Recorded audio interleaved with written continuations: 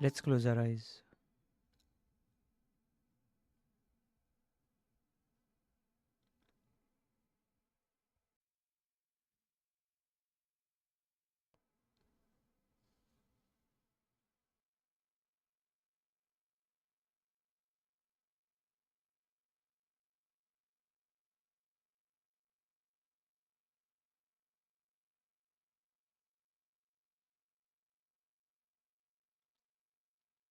We've all heard different definitions of meditations,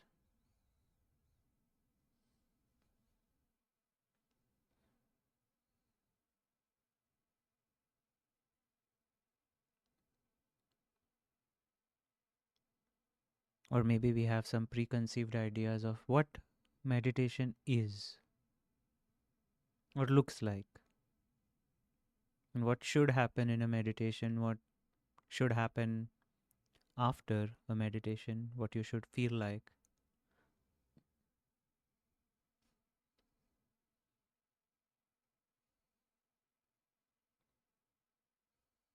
And these are the definitions from which we operate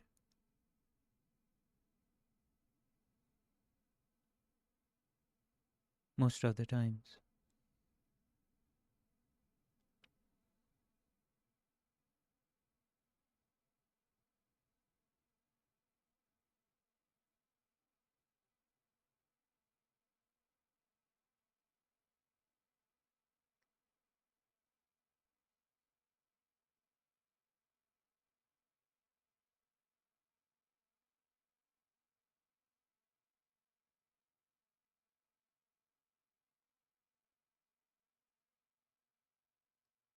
But this is more of a linear thinking where what we know is what we look for,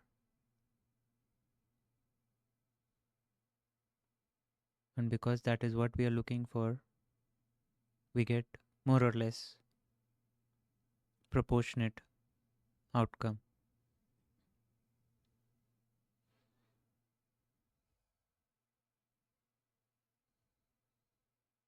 It's like walking into your closet and trying to find the red shirt. Because your eyes are looking for the red shirt, anything that is red or close to red is what is going to register. But everything else that you may need is not going to pop out because you've gone in with a preconceived idea of finding a red shirt.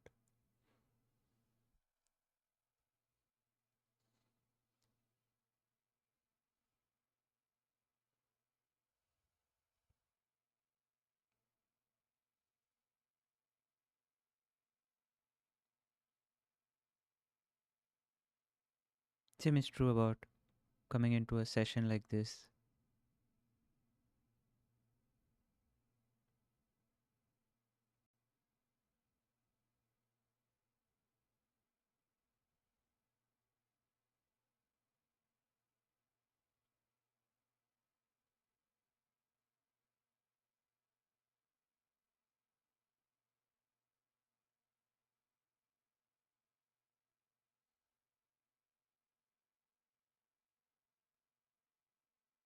And this is not just specific to this session or meditation in particular, but this is how we operate in life, more or less, through definitions. And the more restrictive those definitions are, the more we operate in as if we are in a straitjacket. We are disappointed a lot more.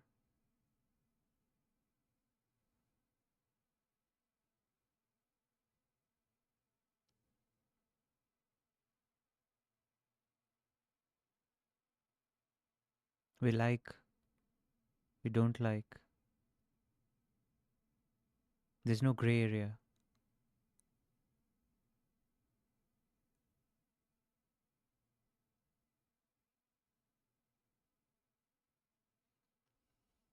So let's start with something very specific, very particular, and see if we can extrapolate it to other areas of our life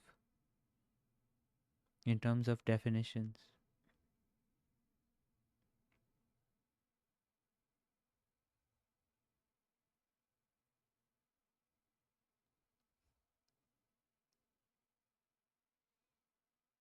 If we defined meditation as something that we are going to learn, we are going to practice, you're probably going to be disappointed today because there is no homework after this session. There's no prescription.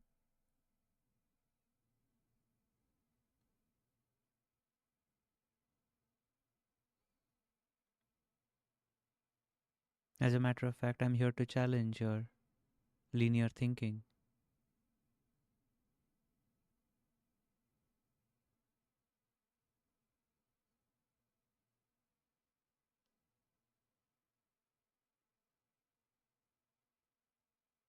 Once we are open to simultaneity more than linearity, we open our life to a lot of grace, beauty, serendipity,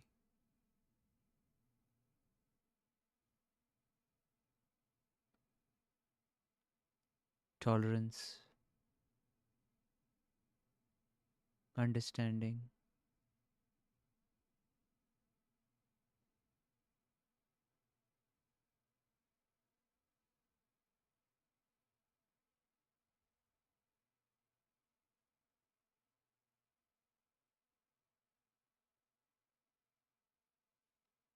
It all starts with what is the definition I'm operating from?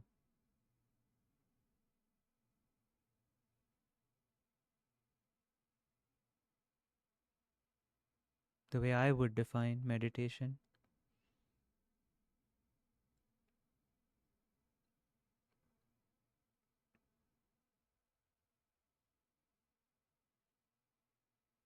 is just being okay with whatever is happening externally, internally,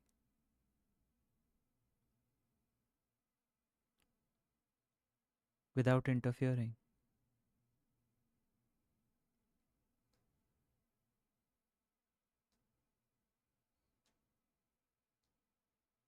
If you're having a lot of thoughts, great.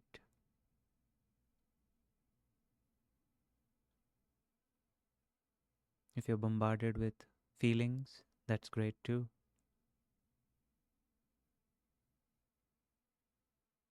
We're not trying to control anything, fix anything, change anything, comment about anything, identify anything, categorize anything, judge anything or anyone, or even ourselves.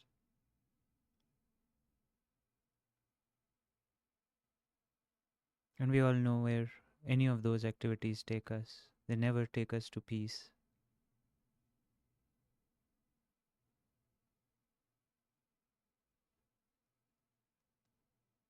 What we'll realize is if we operate from this kind of a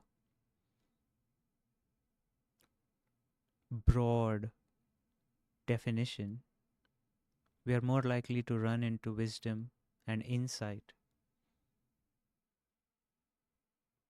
than if we operated from a very narrow definition that I need to be sitting straight, I need to be stern in my look, eyes closed, back straight,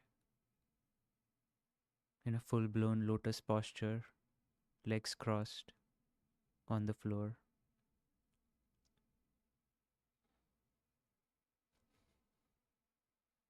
Internally, you might be miserable, and all we care about is your internal quality.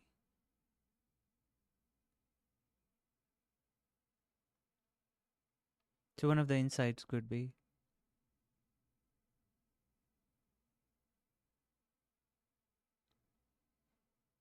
if I don't interfere, if I don't lean in, if I don't judge, comment, categorize, peace will be revealed.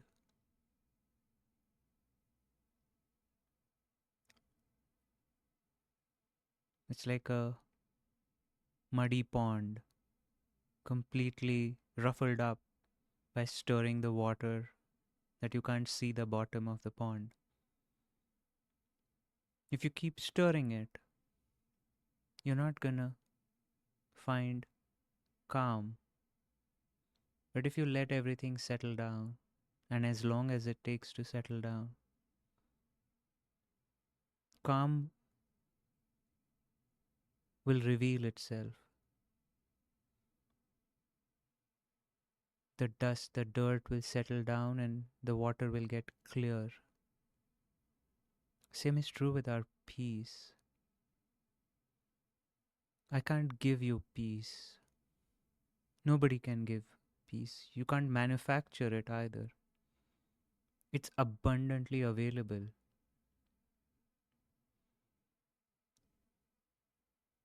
We just have to stop stirring the pond. And the pond gets stirred by constantly interfering, changing, fixing, judging.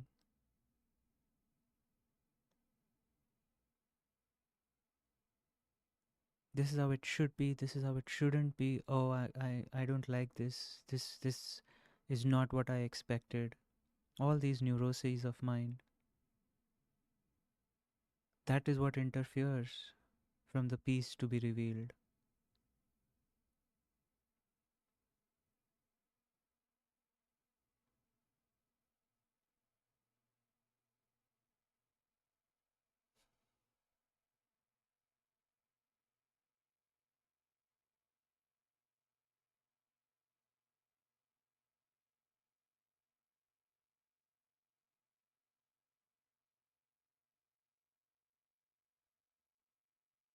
This is just one example of insight.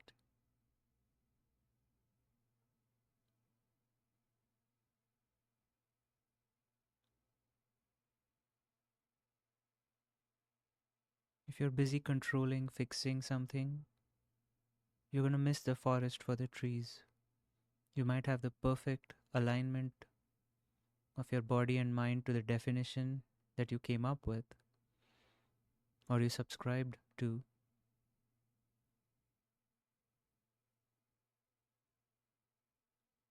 but you may or may not find peace.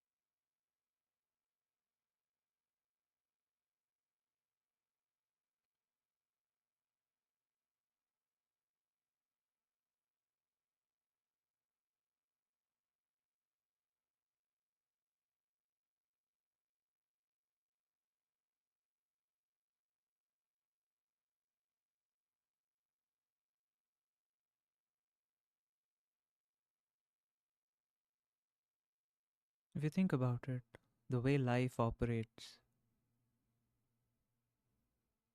do you think life is so linear that you can predict everything and anything, and that's what ends up happening exactly the way it was predicted?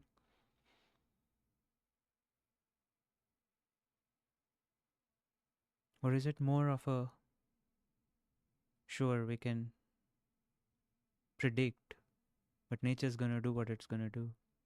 Life is gonna do what it's gonna do. Because linear thinking assumes everything is in your control. You are the one operating your body, your mind, and everyone else's body and everyone else's minds, including weather, etc. I don't think we are ready for that kind of responsibility yet.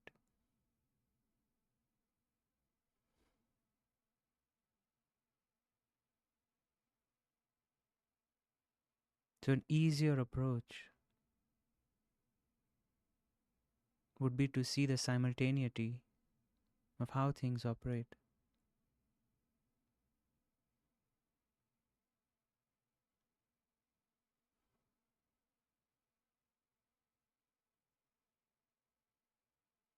and to create definitions by asking ourselves, what does this mean to me?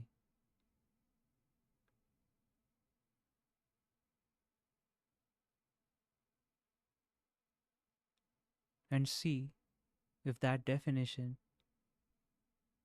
takes you to wisdom, peace, happiness, calm, fulfillment.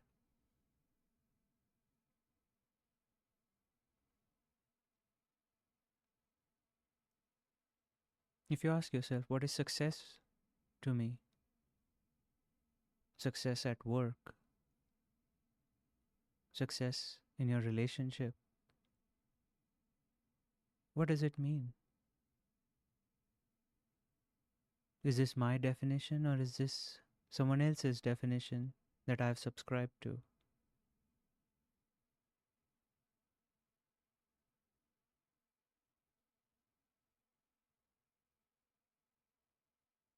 That is what true freedom would be, to live a life that you want, by defining the terms on your own intelligence, congruence with your heart, and then living it proportionately. Today we think we have freedom. We are living a free life. But we don't realize that we are operating from someone else's definitions of things. Then how are we free?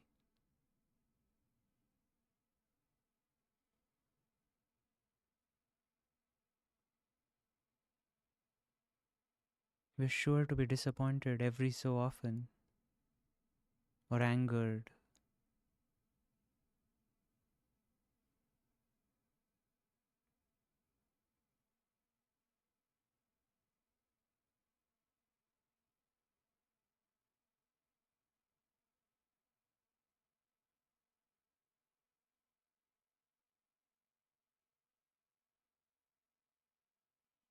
I remember watching um, this movie years ago, Saving Private Ryan. And the start of that movie, particularly, I don't know if it was the start or the end. Maybe it has been over a decade since I watched that movie. But this scene where the person Ryan, who, who needs to be saved from this mission, he asks his family, did I earn my life? That question stuck with me and is still very relevant and vivid in my life. Did I earn my life? Did I live it well?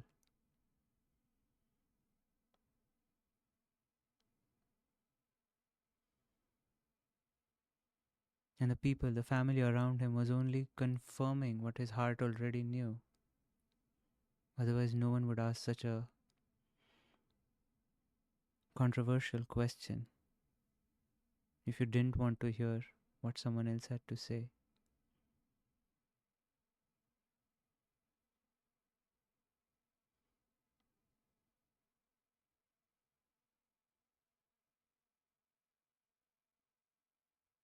Although I said there are no homeworks, I will give you some homework.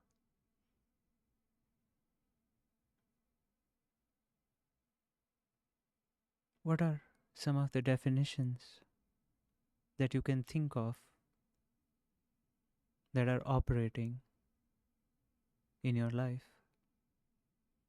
Success is one such, meditation is another.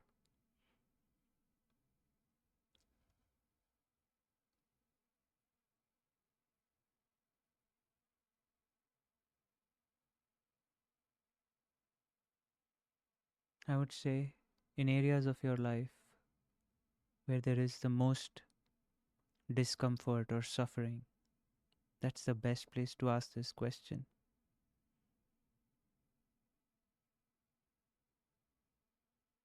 What is the definition I'm operating from?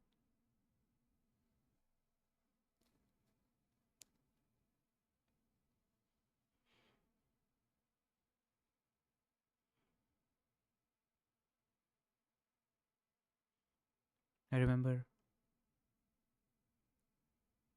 June 2017, right before I was getting married, I asked a friend of mine, what marriage advice would you give me?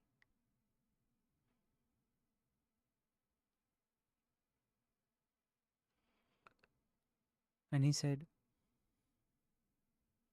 Mitesh, whatever you think you know about marriage, just throw it down the drain.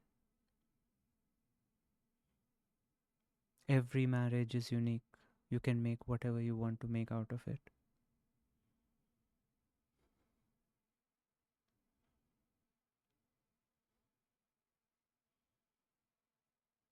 And that was so profound, and I still try to operate. So we don't celebrate any hallmark holidays, or that doesn't mean I don't love my wife. We have our own rituals, we have our own traditions. We don't have 14th of February rituals or any particular day or anniversary rituals. Those are good to celebrate, but there are no rules in our marriage.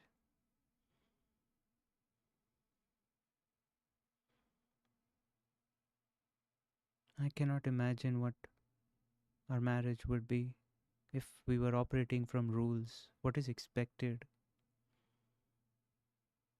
what is not, from a husband, from a wife.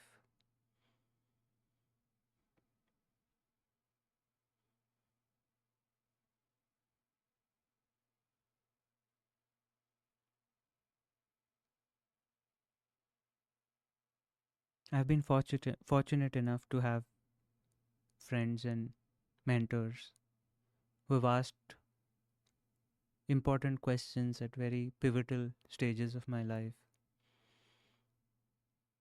And all I'm doing is passing them along in a more generic way.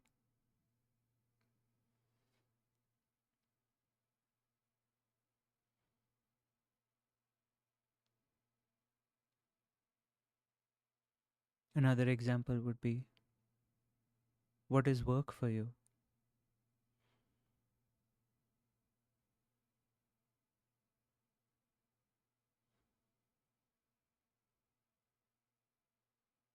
Is it a means to an end? Is it a way to get fulfillment? What is it? How do you define it? How would you like to define it?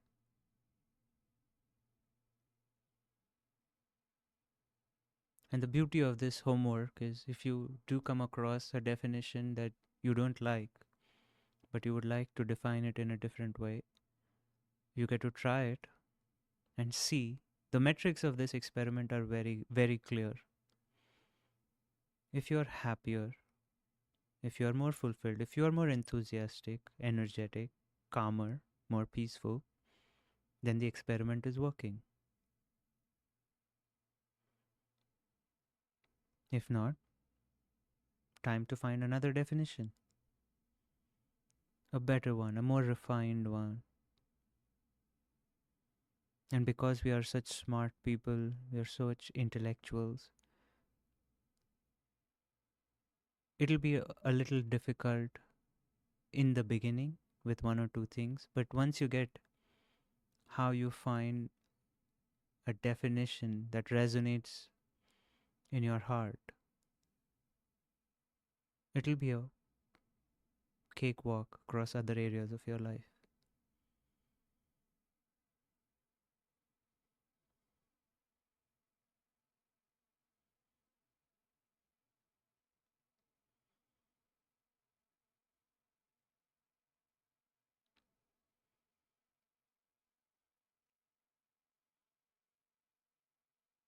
This is not a metric based exploration. The only metrics are how you feel.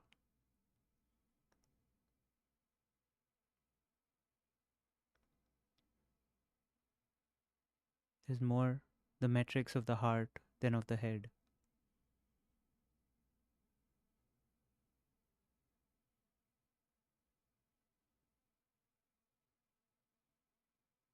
That's what meditation is. You come here, you sit down, you hear something that provokes you. Maybe I invite you to explore something once in a while, and it stays in your consciousness, grows roots, and starts blossoming if it is fed with interest and curiosity.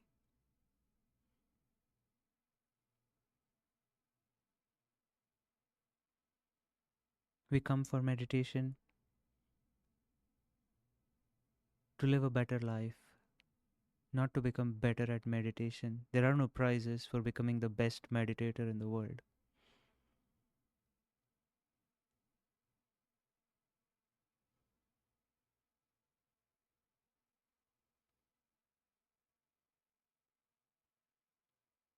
But there is depth in a life well lived, well according to your definition. That would be one of the truest exercises of our innate freedom.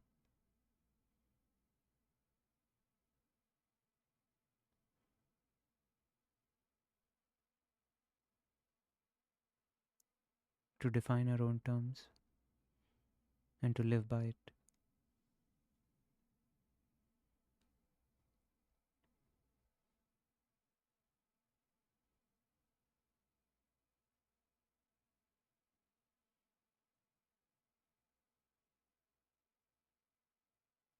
Thank you.